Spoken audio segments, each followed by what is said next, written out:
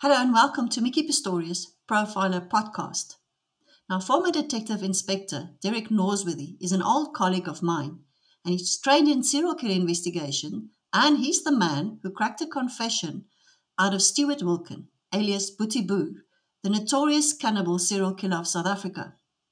But my interview today with Derek concerns a case of sororicide, which is a very scarce category of crime, of a sister killing another sister. So, as in the case of Stuart Wilken, Derek's instinct once again led to a confession and a successful arrest. Derek, talk us through the case of Amanda du Toit. Yeah, thanks very much, Mickey. Great to be on the podcast. So, on the 19th of September 1994, I was on standby and part of the standby group for the murder and robbery unit in the Eastern Cape when we were alerted to a murder of a 13-year-old girl, now known as Suske du Toit, in the Milner Avenue home of her mom, Ria du Toit. So we responded. When we got to the house, I recall that Amanda had already been taken away, her older sister. There was a report already given to the police, and she would later also tell us herself that on the day concerned, she and her sister were at home. They were busy studying for exams. She heard a scream. She was in the kitchen making salmi or something to that effect, and she heard a scream. She rushed into her sister's room where she found this masked attacker bending over her sister, stabbing her repeatedly. So she attacked this guy, kicking him off her. He then, obviously after her attack, turned around and put his attention towards her and then stabbed her in the head before fleeing out the back of the house through the kitchen, jumping over the back vivacrete wall and rushing into the bush. So immediately when we got to the scene, obviously the body of the deceased was examined. The case was initially given to Jacques van Rensburg, one of my colleagues, and he took care of basically the body. But I can recall, the stabbing of Suske's body was horrendous. I don't think there was any of us, and I was still young in the unit at that time, probably about 18 months. But we had senior guys on scene, 20, 25-year veterans that were speechless. So the brutality of the attack, I can remember several of the knife wounds were completely through her body, and that for us was, a sign of sheer strength. So the initial report, although quite confusing or not really clear to us, was something we couldn't ignore. So we couldn't just go and say, oh, well, this didn't happen like this, But because when we went into the kitchen, there was this hot chocolate that had been spilt, and it looked more like someone had been potentially in an altercation or an argument, and that they lost it at that point, thrown the spoon down, as opposed to a response to an attacker. But be that as it may, we had to follow up the leads we had and to listen to the story Amanda put forward. So she basically gave us this version of events, which she stuck to quite profusely over the next few weeks. We followed up and in the old police style did inquiries at every house, neighbors around the area. And there was a residence where a family had basically set up a business for local ladies to do sewing in the garage. So this garage was open and was facing the back wall of the residence of Amanda du Toit, where the murder had occurred. So when the first police officer, who was a dog unit member, ran up to the wall, jumped on the wall, and then threw his dog over in pursuit of the attacker, immediately all these ladies had seen him.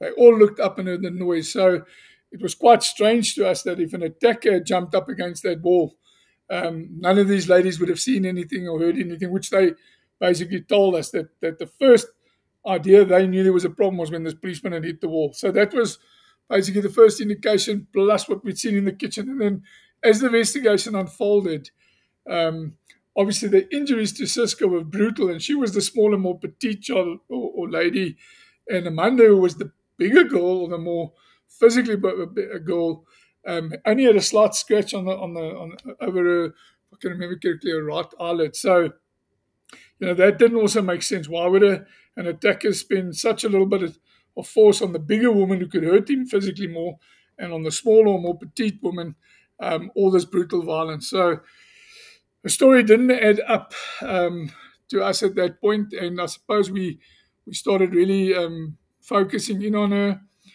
There was also the funeral that took place, and in the funeral, she had bent down and thrown a letter into the grave, and so many people from the public had called us and said, there's this letter she threw in the grave, and that might be a confession. And so we had all these things to take into account about the murder at that point.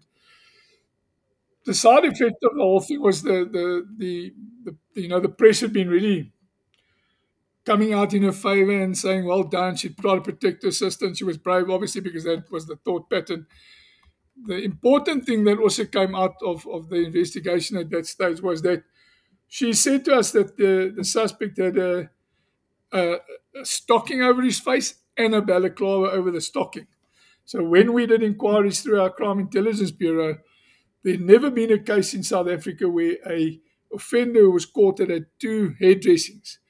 There were stockings, there were balaclavas, not both. So that also stood out for us, obviously taking away any chance of identification of the attacker by herself, and also that he had gloves on, so no fingerprints of any third party found in the house. How come then that the case was allocated to you?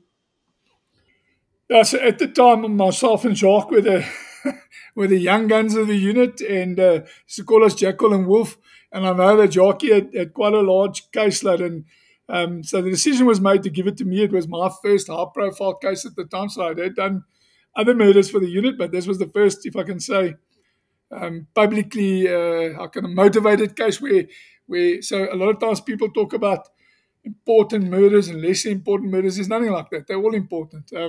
It's more about the motive and then obviously the public interest. So because it was an affluent area, because the deceased was a 13-year-old girl, there was a lot of pressure on us to solve the case. But again, knowing all of that, Mickey, it was methodical work. So I was given the case. We started deep diving. There were lots of things. The bread knife that was behind the door. How did the guy know to get it? Why wouldn't he have grabbed something else from the cupboard? He came into a house he didn't know, or did he know? So was someone potentially in the family involved? So there were a lot of questions and things we were looking at, and then also at this sort of time into the investigation, there was people starting to talk about Amanda being involved in potentially satanic behavior and that kind of stuff. So at some point we obviously sat down with Ria and we had a discussion with her where I basically said to Ria, I strongly suspect that Amanda is responsible for the death of your other daughter. So this was your instinct telling you, we're barking up the wrong tree, there's something else going on. And how did Ria respond to this? Yeah, so Mickey, I think initially she was not really in favor of our thought pattern. I think potentially she was in denial. I don't blame her for that. I would have done exactly the same. And I don't think the idea of a 16-year-old daughter whom she loved killing a 13-year-old child, for any parent was realistic. So despite us raising these concerns, despite us, talking to her about the shoplifting cases she'd been involved in and raising the profile of potentially what could have happened. Initially, I think Ria's point was no, unless you can prove it to me, I don't agree with it. Obviously, we would then set about in a methodical and 6-week in-depth investigation by the investigation team, not just myself. So, we didn't sleep, and we started uncovering and finding out a lot more information. We went into the school she attended. We spoke to friends. We spoke to boyfriends. We spoke to a large group of people to try and understand, what was going on. And then at a certain point, probably about 5.5 weeks into the investigation, we learned, and she was writing exams at the time, I recall, so it was very difficult for us to question her. And we were also aware she had a very close friend that she always communicated with. And we wanted to interview the friend, and there was legal interference because as Amanda was a minor, this other girl was also a minor, and her family obviously didn't want her dragged into any sort of murder investigation of that sort. So there was a lot of resistance initially to let us, investigate and interview the sister. But then we received information from another school pupil that Amanda and this friend were writing codes. So they would write these coded letters to each other regarding what was going on in the investigation, and some of the information I'm just thinking out of my head now. I was like, yeah, Derek's nice, so stick close to Derek. If they call you in, don't tell him about the Stephen King book. Don't tell him about, I told you I was going to kill her. There were a whole lot of pieces of information coming out, and then after the exams, they would throw these in the bin in the exam room. But then the source was retrieving these for us, and eventually brought them to us, and they were deciphered. So code, some of the young girls in the Eastern Cape, and I don't know if it was across South Africa, but used this code to basically write messages to the teachers, and people didn't understand what they were talking about. So that came out at that point, probably about 5.5 weeks into the investigation, which obviously led in us to take statements and then get the friend in.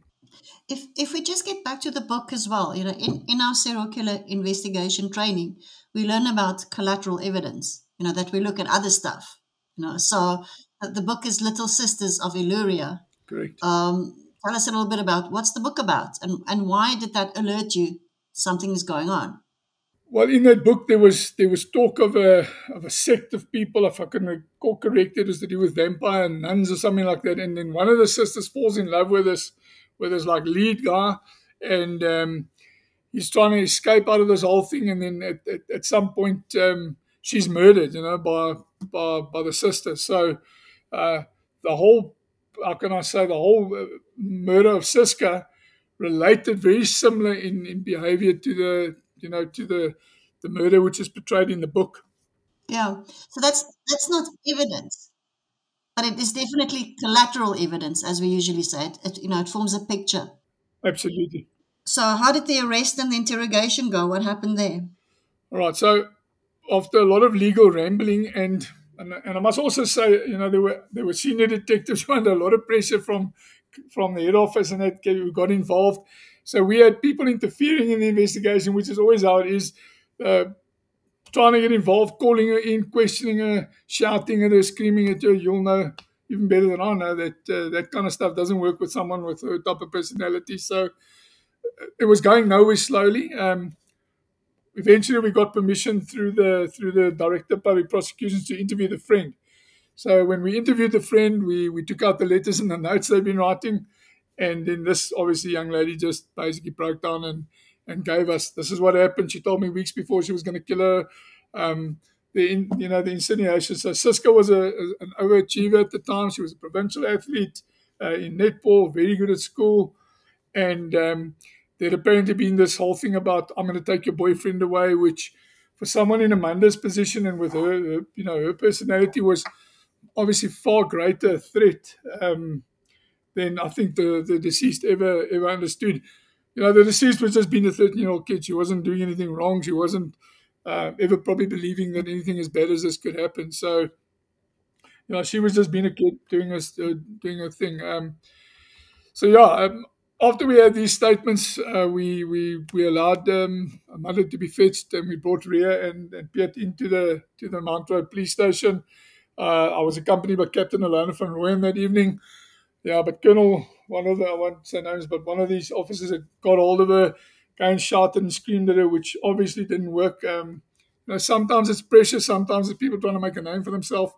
Be it as it may, that was never going to work. So eventually we got her into the office, sat her down, showed her the letters which were written in her own handwriting, the message to the friend. I think that really shocked her.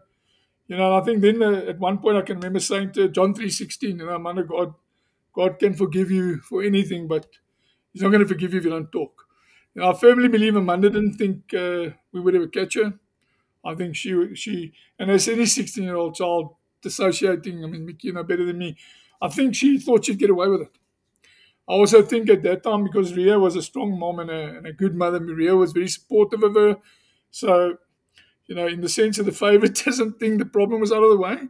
And she was now the center of attraction, even though I don't believe Ria ever, potentially or purposely did anything like that.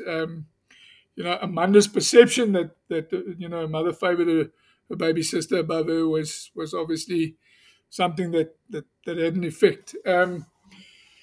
Yeah, so after she started talking, she told us basically that, Dad had been an alcoholic. He was a fireman, very abusive to the mom when they were young.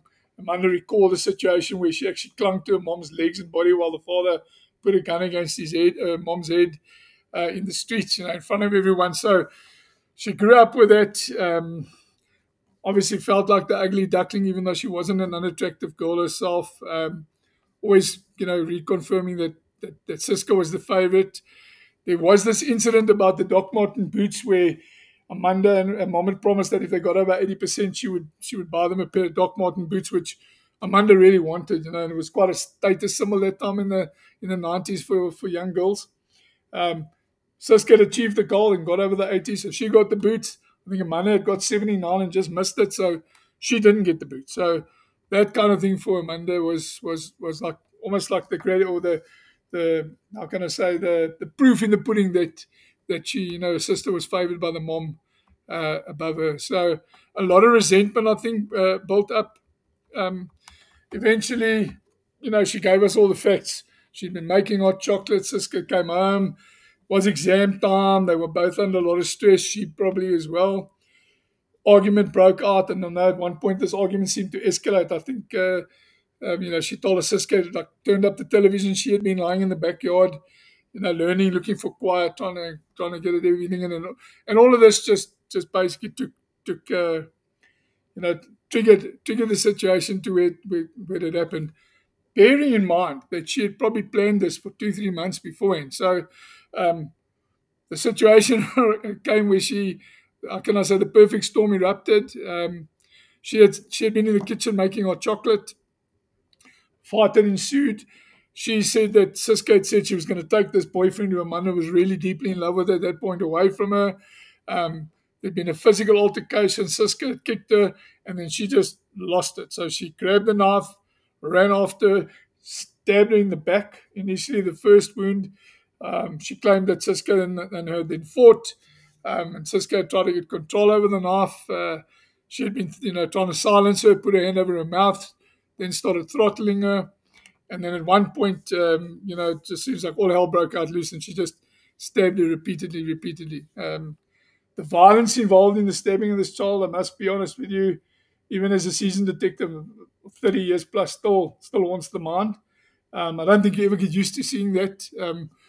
But it's obviously, just the state of mind that she was in at the time, obviously out of touch with reality.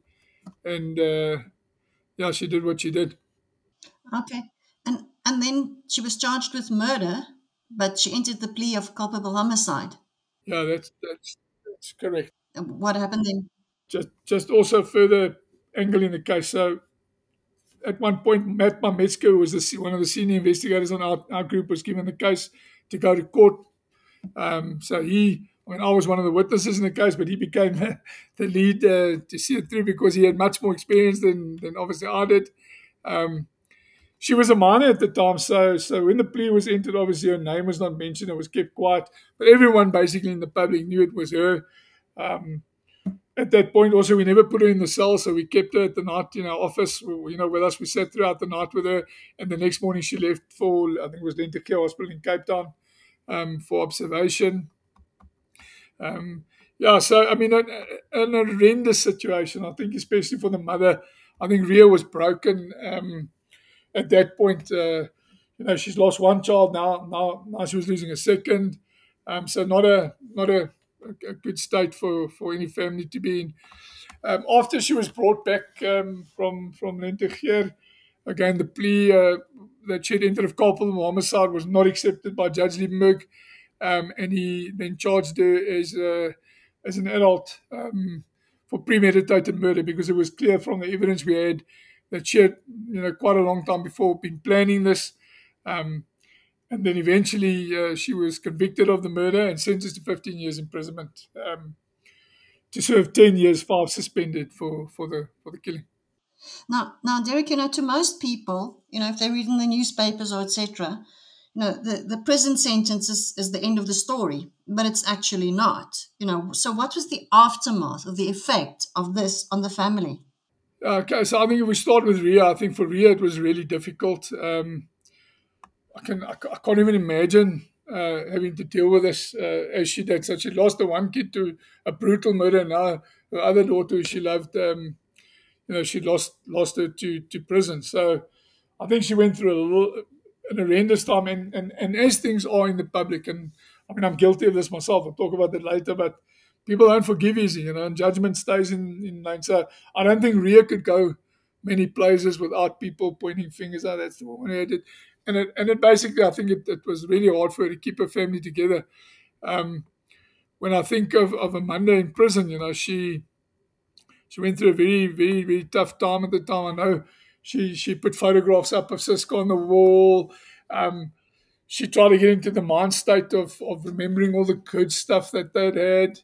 I know, as much as we laugh about it, she was 18 years old when she was in prison. She spent her 18th birthday inside. She eventually would get her grade 12, and then was transferred from a child into an adult prison in Kroonstad. Training she did on hairdressing and makeup and that kind of stuff. Completed a class in commercial art. And I know there was one thing, she won the Miss Kroonstad, I think it was in around 2000 where she was crowned. So there was something that was quite special. I recall seeing it in the newspapers and that as well. I think she related how she slept with this little stuffed teddy bear from Cisco, with her every night to remember the relationship. And also, I think at one point after some years, her elder sister, Irene, who basically kept to herself throughout this whole thing, had reached out again and rekindled the friendship or the sistership. And I think that meant a lot to Amanda at the time. And then eventually she was released on parole. That's correct, yeah. So I think 19th of October 2002, she was released she was about 24 years old on parole. So I remember she'd cut her hair. I can recall the press reaching out to us and saying, "Come, Derek," when she comes out, we want you to stand with her, photos. And I thought, my attitude was like, she's done it, Tom. It's bad enough for the family, let her go, So we try to sort of put it behind us and move on. But yeah, I don't think it ever became a comfortable situation for her and the family. I know the people in the Eastern Cape never forgave her. So her life was a living hell, if I can put it that way. Wherever she went, wherever she tried to get work, it was, that's the one that killed her sister. She's the mad one. So yeah, lessons learned from a community in the sense that, we completely ostracized her. And even though she'd done her time and served the sentence, we didn't forgive, So I think that was not only hard on her, but it was hard on her family as well, So never quite made easy for them to go. And then, but there's a very strange thing that happened because her encounter with you didn't end. What happened? This is really strange to me, if you think about it. Yeah, as life would be, or as God would have it. So Amanda was working in a restaurant at a point, and I was invited with businessmen to go and eat. And she came up to the table to serve us, and she's like, "Derek, I need your help. I'm in trouble. I was caught for drunken driving. Can you please help me?" And obviously the businessmen with me were quite uncomfortable, but I think I was even more uncomfortable. And they were like, and she's like, she took our order, and I was, I suppose in the judgmental phase that you're in as a cop or ex-cop, and it was like, guys, I don't think I can eat with this girl because I was responsible for putting her away for 10 years of her life. So, I think we should leave, So we got up and left. In hindsight, you shouldn't think about moments like that. How much sheer fault, when we reacted or responded in that way. But we're just human beings, but it was obviously not the right thing to do. So that stayed with me a long time. I'll never forget it. And obviously forgiven her now, and she's in a better place. But then, at some stage, you worked for an insurance company. And then what happened? Yeah, so I was doing work for an advocate who was doing insurance claims, and then I received an insurance claim. I think it was around about 2009, October, where the file was booked out to me, and it was about a young woman who had driven into a tree and killed herself, and there was potential talk of alcohol abuse or alcohol in her blood when she was driving. And when I opened the file, it was Amanda du Toit. So, there was speculation she'd taken her own life that night. Again, I was faced with Ria, her mom, and it's funny how life is. It's this poor woman. It seemed like every time there was something bad in her life, I was the person sort of showing up. So I was the guy that eventually had to investigate that for the insurance company. So is what it is. But yeah, funny how life comes back to, or God puts you in a place where you constantly, dealing with the same person that's not necessarily in your family or not necessarily part of your direct circle of friends and life. But lessons learned for myself as well. And yeah, the Eastern Cape community must look at itself for ostracizing and not accepting her, because she was, after all, just a kid. Yeah, yeah. And that's sort of a very sad ending to the story of Amanda du Toit. And this also brings us to the end of our interview with Derek. So, Derek, thank you very much for your time. Thanks, Doc. Been a He privilege. still calls me Doc after all these years. Must be about 30 years. Okay. For our Patreon members, I'd like to delve into Amanda's psychological profile. So if you're not yet a Patreon member, then please join our Patreon community.